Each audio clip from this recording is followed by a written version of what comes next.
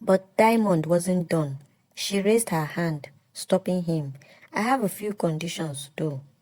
Patrick leaned back, curious. Go ahead. First, Diamond began. No intimacy between us while this contract is in place. Patrick smiled, finding her seriousness both amusing and challenging. I promise, he said, winking at her. I won't do anything without your consent. Diamond smiled, but she wasn't finished. And second, no other woman can visit you, like a girlfriend, during this contract.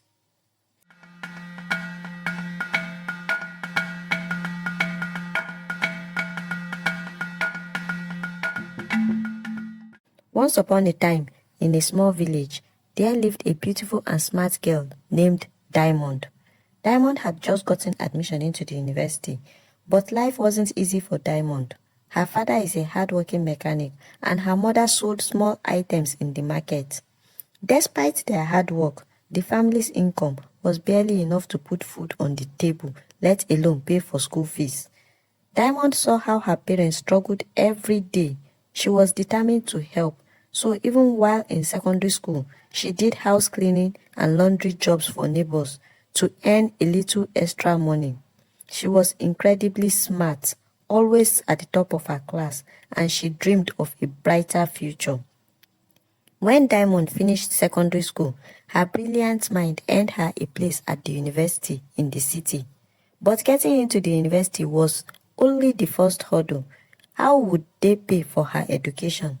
Her father, with a heavy heart but strong determination, sold the only piece of land he owned to send Diamond to the city for school. He believed in her and knew that education was the key to a better life for his daughter and the whole family. After all the registration and initial expenses were taken care of, Diamond knew she couldn't let her father's sacrifice go to waste. She had to find a way to survive on her own, far from home. During the day, she attended classes, absorbing all the knowledge she could. But at night, when the city comes to life, Diamond worked at a club, earning money and saving every bit she could. She was determined not to let her family down, even if it meant juggling school and work day and night. And so, Diamond's journey continued, filled with hope, hardship, and a promise of a brighter tomorrow. In the bustling city where Diamond was building her future, she found more than just a job at the club. She found love. His name was Umar, a kind-hearted and talented DJ who worked at the same club. They met one evening when Diamond was busy with her duties, and the music he played seemed to match the rhythm of her heart. They quickly became friends, and before long, their friendship blossomed into a deep and genuine love. Diamond and Umar were inseparable. They spent as much time together as they could, sharing their dreams and fears. Even though they were young and in love, Diamond had her priorities straight. She knew that getting an education was the most important thing for her and her family.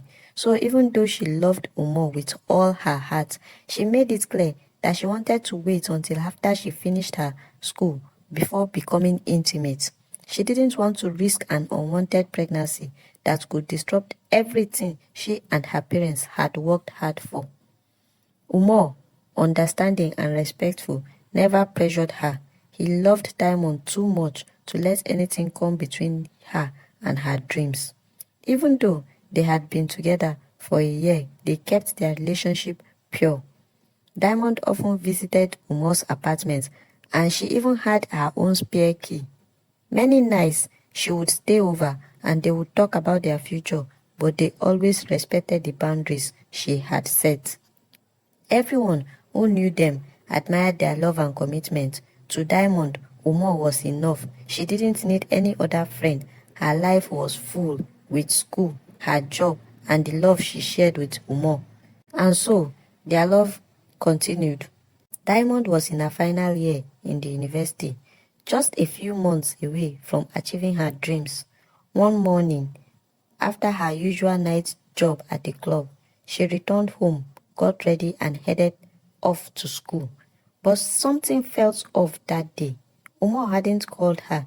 It was unusual because he always checked in, especially when they didn't see each other the night before.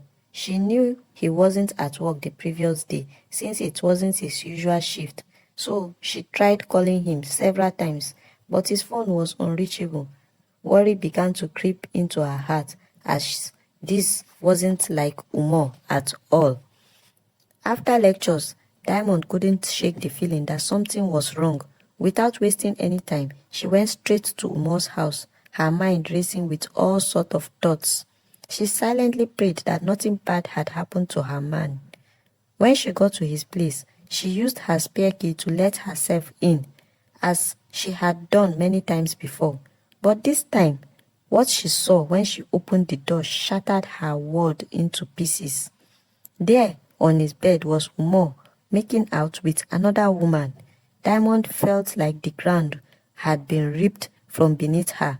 Her heart pounded in her chest as she stood frozen in the doorway, unable to believe her eyes. As she looked closer, she recognized the woman. She had seen her before, and Umar had introduced her as his niece.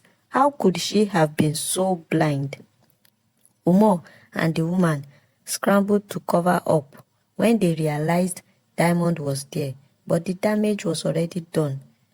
Tears welled up in Diamond's eyes as she looked at the man she had loved and trusted. "Why, Umar? Why did you do this to me?" she asked, her voice trembling. "Is it because I refused to be intimate with you? You couldn't wait. And this is your so-called niece." Umar tried to calm her down, stammering excuses, saying it was just a mistake, that it was the devil's work, and that he still loved only her. But his words were empty to Diamond. She had heard enough. With tears streaming down her face, she told him it was over between them. She threw the spare key at him and ran out of the apartment, her heart shattered. That night, Diamond cried until she couldn't cry anymore. Her heart was broken, but even in her pain, she found a small comfort. She hadn't given herself to someone who wasn't worthy. Umar called and texted her repeatedly, but she blocked him, knowing she could never trust him again. The next morning, Diamond went to school, her heart heavy with sorrow, but she tried her best not to show it. And when night came, she went to work at the club, determined to move forward even though her heart was still in pieces. That evening, when Diamond arrived at the club, she noticed Umar was there, but she pretended not to see him. With her heart still aching, she carried on like nothing was wrong, focusing on her work. The club was buzzing with activities, and soon, 3 well-known bachelors entered: Mark, Chinedu, and Patrick. These 3 men were the talk of the town, known not only for their wealth, but also for their charm. Patrick was engaged to his long-time girlfriend, Chioma. Their love story was like something out of a fairy tale. They had been together since secondary school, where they were inseparable.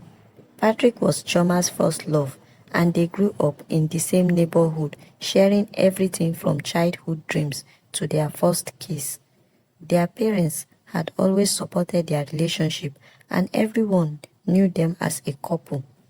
Patrick was so protective of Chioma that he made sure no other guy came close to her, and Chioma did the same for him.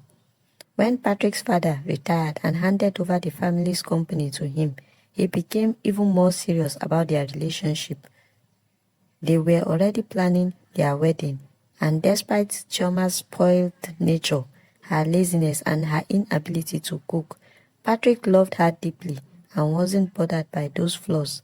He always made it clear to other girls that he was taken. As the 3 friends settled into the club, girls began to gather around them, eager for attention. But it was Mark who first noticed Diamond. She was busy serving drinks, moving gracefully around the club. Even though she was dressed in her work uniform, her beauty shone through. Mark couldn't take his eyes off her. "Guys, look at that girl," he said, nodding in Diamond's direction. She's absolutely stunning, and everything about her is just perfect. Chinedu and Patrick followed his gaze, and they too were struck by how pretty she was. Despite everything Diamond had been through, she still carried herself with poise and grace, unaware of the admiring eyes now fixed on her. Diamond approached the table where Chinedu, Mark, and Patrick were seated. As she stood before them, ready to take their order, the three men stared at her like they had been struck by lightning. It was Chinedu who finally found his voice to place their order, while Patrick couldn't take his eyes off her. He hadn't felt this drawn to anyone since Chioma. After taking their order, Diamond walked away and their eyes followed her every move. When she returned with their drinks, Mark, unable to resist, asked her to join them, but with a polite smile, Diamond declined, explaining that she was working. Umar, who had been watching the whole scene, felt a surge of jealousy. He couldn't stand seeing those rich guys admiring Diamond. He kept his eyes on her, sitting with anger. When he saw her head to the store at the back of the club, he followed her. Once they were alone, Umar grabbed Diamond and pinned her to the wall. His voice was low as he warned her not to do anything stupid. Even if I am going to leave you, he sneered, I will be the first to make you a woman. That's my reward for waiting a whole year. Diamond's heart raced as Umar's words cut through the air. But instead of backing down, she summoned her courage and pushed him away with all her strength. You are sick, Umar, she spat out, her voice trembling with anger. You don't deserve my love, and you have lost the right to be my first. Her words hit him like a slap, and before he could respond, Diamond turned and walked away, leaving him standing there in the shadows. As Diamond finished her shift and stepped out of the club, she felt the weight of the day pressing down on her. It was late and the streets were quiet as she walked, looking for a bike to take her home. Normally, Umar would have been with her, but tonight was different. Suddenly, a man appeared out of nowhere, his intentions clear as he tried to grab her. Diamond's heart pounded with fear. She fought back with all her strength. The man was stronger, though, and as he tried to drag her towards a nearby bush, panic set in. Just then, a car approached, its headlights cutting through the darkness. It was Patrick, driving home from the club. He noticed the struggle on the other side of the road and immediately pulled over. Without a second thought, he jumped out of his car and sprinted towards Diamond. With a powerful punch, he knocked the man to the ground, sending him running off into the night. Patrick quickly helped Diamond to her feet, his concern evident. Are you okay? He asked, his voice gentle. Shaken but grateful, Diamond nodded. Thank you, she whispered. Patrick offered her a ride home and she accepted. As they drove in silence, the reality of what had just happened began to sink in. When they reached her home, Diamond turned to thank him. Their eyes met, and before she knew it, she leaned in and kissed him. Patrick didn't pull away. He kissed her back. The connection between them was undeniable. But after a moment, he broke the kiss, his voice filled with regret. I am sorry, but I have a fiancé. Diamond felt a pang of guilt and quickly apologized, feeling ashamed. I am sorry too, she murmured, her face flushing with embarrassment. She stepped out of the car, thanked him once more, and watched as he drove off into the night, leaving her alone with her thoughts. When Patrick arrived home, he found Chioma awake, waiting for him. She greeted him with a warm hug and a kiss, her hands lingering as she tried to get closer. They had been through this routine many times, but tonight, Patrick's mind was elsewhere. The kiss with Diamond still lingered in the back of his mind, but he pushed it aside as Chioma pulled him towards the bedroom. As things heated up between them. Patrick reached for protection, just as he always did. But this time, Chioma tried to stop him, her frustration clear. "Patrick, why do you always do this?" she asked, her voice laced with annoyance. "It's time we have a baby. Why are you still holding back?" Patrick sighed, already knowing where this conversation is headed. "Chioma, we have talked about this. We don't have to rush. Let's wait until after the wedding," he replied gently. "I don't think I am ready yet." But Chioma wasn't satisfied with his answer. She pulled away, sitting up with a frown. "You are always saying that. What is the problem, Patrick? Are you having second thoughts about us?" Patrick shook his head, trying to reassure her. "No, it's not that. I just want us to take our time. There's no need to rush into starting a family. We have our whole lives ahead of us." But Chioma was not okay with this. Her frustration has been growing for days, and tonight was no different. Patrick, on the other hand, couldn't understand the rush. They were young, in love, and had plenty of time to build their family. He thought they could wait until after the wedding. But Chioma didn't see it that way. As she lay in bed, the tension between them was palpable, and Patrick couldn't help but wonder what was giving Chioma's urgency. For now, all he wanted was for them to enjoy their time together, but it seemed that wasn't enough for Chioma anymore. A few days later, as Patrick returned home from work, he was surprised to find his mother waiting for him in the living room. She greeted him with a warm smile, but he could sense something was on her mind. Chioma sat beside her, looking a bit nervous but hopeful. Patrick felt a pang of unease as he sat down. "My son," his mother began, her tone gentle but serious, "Chioma and I had a little chat today." Patrick's heart sank. He had a feeling he knew where this was going. "What did you talk about?" he asked, trying to keep his voice steady. "She mentioned that you have been hesitant about starting a family," his mother continued, her eyes searching his face. "You are already of age and you are getting married soon. It's natural to start thinking about children." Patrick shot a glance at Chioma, who looked away, avoiding his gaze. He felt a surge of anger mixed with frustration. "Mom, we have discussed this. I don't want to rush into having kids. We have plenty of time after the wedding." His mother reached out and placed a hand on his. "I understand that, but you are not getting any younger. I won't lie. I won't mind carrying my grandkids soon. It's something every mother dreams of." Patrick clenched his jaw, trying to keep his cool. "Mom, this is between me and Chioma. We'll have kids when we are both ready.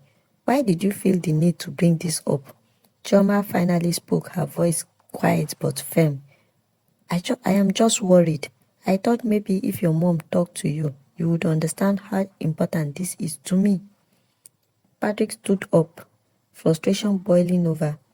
"Chioma, I can't believe you went to my mother about this. This is something we should decide together, not bring my family into." His mother, seeing his anger, tried to calm him down. "Patrick, she just wanted to make sure you are thinking about your future. There's no harm in that." But Patrick couldn't shake off the feeling of betrayal.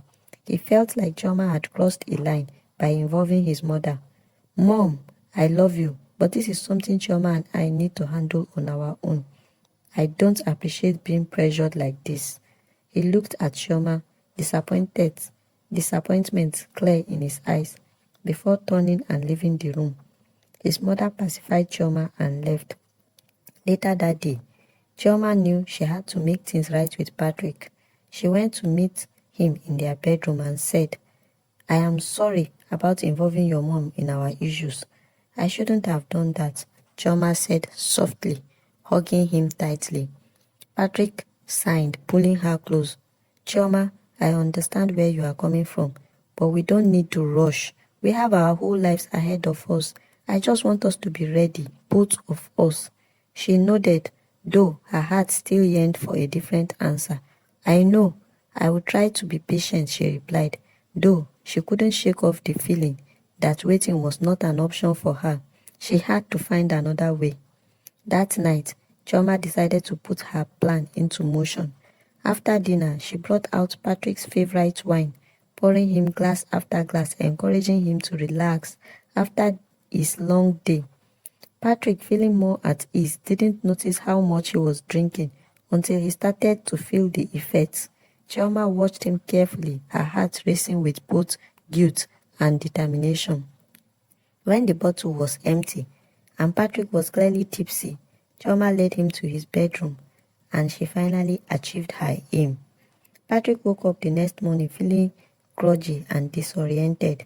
The memories of the previous night came rushing back, and with them a realization that made his blood boil. He sat up in bed staring at Chioma, who was smiling sweetly at him. It all became clear she had tricked him. The anger surged through him like a storm. "Good morning, Patrick." Chioma greeted him, her voice filled with fake innocence. He didn't respond. His heart was pounding and his mind raced with 1,000 thoughts. Without a word, he got up, dressed quickly and left the room. He could feel Chioma's eyes on him, but he couldn't bring himself to look at her. How could she do this to him? As he hurriedly prepared for work, her betrayal cut deep and he kept his face emotionless.